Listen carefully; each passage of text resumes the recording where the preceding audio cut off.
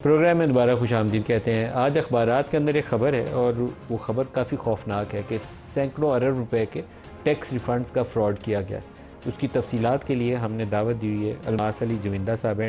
Advisor F T O ہمارے ساتھ۔ الماس صاحب السلام علیکم۔ وعلیکم السلام جی۔ الماس صاحب، یہ جو خبر ہے اس کے مطابق تو کئی سو ارب روپے کے وہ جو فیک ریفنڈ کلیمز کیے گئے، کچھ تفصیل بتائیے یہ کیسے ہوا؟ دیکھیں، یہ بڑا انٹرسٹنگ ہے کہ ہمارے پاس ایک خاتون جس کی عمر 79 ایئرس ہے، اس کا ایک سیل ٹیکس کا اپنا اکاؤنٹ بنا ہوا تھا، لیکن فار دا لاسٹ 4 ایئرس وہ پاکستان سے باہر تھی اور وہ نیل کی ریٹرن دے رہی تھی اور اس کی کوئی ایکٹیویٹی نہیں تھی۔ اس کا وہ والا اکاؤنٹ جو ہے اس کو ہیک کیا گیا، پوزیس کیا گیا، اور اس کو اس پرٹیکولر اکاؤنٹ سے 1.62 ٹریلین 1620 ارب روپے کی ایک ٹرانزیکشن کی گئی۔ بتایا گیا کہ یہ ہم سپلائز آگے دے رہے ہیں۔ تو ہمارا سسٹم اس طرح کا ہے پرال کا کہ جس کے اندر آپ شو کر سکتے ہیں آپ نے کوئی چیز بیچی ہے تو آپ بیچ سکتے ہیں، لیکن اس کے ساتھ جو ریلیٹڈ 17.5% سیل ٹیکس ہے وہ سسٹم میں جنریٹ ہو جاتا ہے کہ آپ نے ایک سرٹن ڈیٹ کے اندر وہ ڈپازٹ کروانا ہے۔ اچھا، اب اس میں ملک صاحب ہوا کیا کہ یہ لوگ جنہوں نے یہ سارا سکیم کیا انہوں نے وہ ٹائم فریم جس میں وہ ریفلیکٹ ہونا تھا اس میں پرال کا پورا سسٹم ان ایکٹیو کر دیا تاکہ وہ ریفلیکٹ ہی نہ ہو سکے اور وہ transaction as it is carry out ہو گئی۔ اچھا، جب وہ ٹرانزیکشن کیری آؤٹ ہو گئی تو اس میں جو سیلز ٹیکس کی اماؤنٹ تھی وہ 292 بلین تھی، اور جو فردر ٹیکس ہے جب آپ کسی ایسے شخص کو کوئی سپلائز دیتے ہیں جو رجسٹرڈ نہیں ہے وہ 235 بلین روپیز کا وہ فردر ٹیکس تھا جو آگے ٹرانسفر کیا گیا کوئی تقریباً 8 یا 9 ایسے لوگ جو کہ سٹیل ملز کے اونر تھے، ری رولرز تھے، انگٹ کا کام کرتے تھے، اور انہوں نے، ہم اس کو فلائنگ انوائسز کا نام بھی دیتے ہیں، انہوں نے اس میں اپنے ان پٹ ٹیکس میں اس کو ایڈجسٹ کیا۔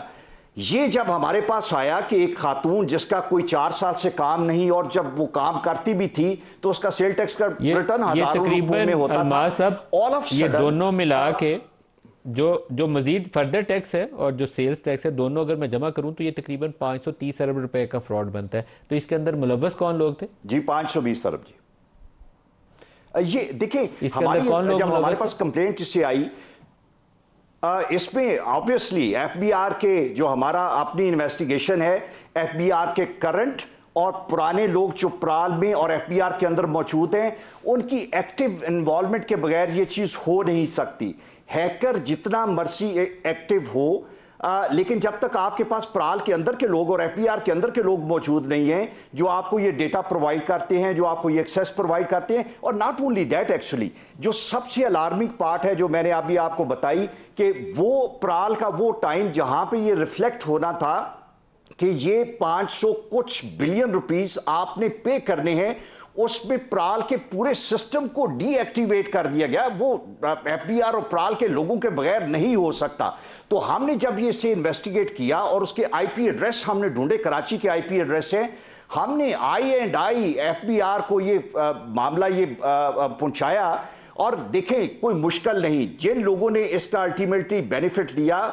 جو فیصل آباد اور لاہور کے 8-9 لوگ ہیں، اگر آپ ریورس چلیں اور پوچھیں کہ انہوں نے کن کے ذریعے وہ بینیفٹ لیا، you will be able to identify those people جنہوں نے گورنمنٹ کا 220 بلین ریفنڈ جو ہے اس کے ساتھ they just floated with that. اور this is not the only case, میں آپ کو یہ بتاؤں کہ یہ تو ایک ہے، اسی کے ساتھ تھا ہم نے یہ دیکھا کہ آرمی کے ایک ریٹائرڈ آفیسر تھے، ایک سینسٹیو ادارے کے تھے،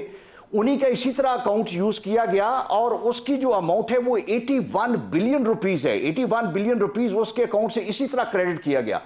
یہ تو ملک صاحب وہ 2 شکایتیں ہیں جو میرے پاس آئیں، اور ابھی 4 دن پہلے عباسی شہید ہاسپٹل کراچی جو ہے اس کے سامنے ایک میڈیکل سٹور ہے، اور میڈیکل سٹور میں جب آپ میڈیسن بیچتے ہیں تو you are not bound to be registered for the sale tax.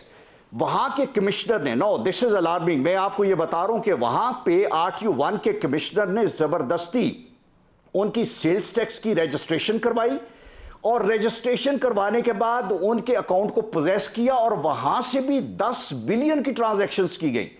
یہ اتنے alarming like it's mid day sun کی طرح یہ سارے فراڈ جو ہے وہ نظر آ رہے ہیں. میرا خیال ہے کہ ہمارا کام ان کو آئیڈینٹیفائی کرنا ہے, ہمارا کام ایف بی آر کو الرٹ کرنا ہے, لیکن یہ بلیک شیپس اور یہ فراڈسٹر ایف بی آر کے اندر موجود ہیں. کسی کو گرفتار بھی کیا گیا, ٹیکس اکٹھا کرنے کے لیے گورنمنٹ کوشش کر رہی ہے, گرفتار بھی کیا گیا. 8-9 وہ سٹیلز والے جو فیصل آباد اور لاہور میں ہیں جنہوں نے ان پٹ ٹیکس کی ایڈجسٹمنٹ لے لی, کہ آپ نے ان کو پکڑا یا اپنے سسٹم کے اندر سے کچھ لوگ گرفتار کیے کہ نہیں کیے؟ 550 ارب روپے, 550 روپے, ناٹ اسمال اماؤنٹ. میں بتاؤں, ہمارا جو ملک صاحب جورسڈکشن اختیار ہے اس میں ہماری ریکمنڈیشن یہ ہوتی ہے کہ جب ہم چیزوں کو آئیڈینٹیفائی کرتے ہیں اور ان 8-9 لوگوں کو ہم نے آئیڈینٹیفائی کر کے ہم نے واپس ایف بی آر کو بتانا ہوتا ہے. 45 ڈیز ہم نے دیے ہیں کہ ان کے خلاف ڈسپلنری ایکشن کریں, یہ پیسے سیل ٹیکس جو 520 بلین کا ان سے ریکور کریں اور ان لوگوں کو آئیڈینٹیفائی کریں جو ایف بی آر کے اندر موجود ہیں, جو پرول کے اندر موجود ہیں, جو ان کے کرنٹ اور پریویس آفیسرز ہیں. آپ جب تک ان کو نہیں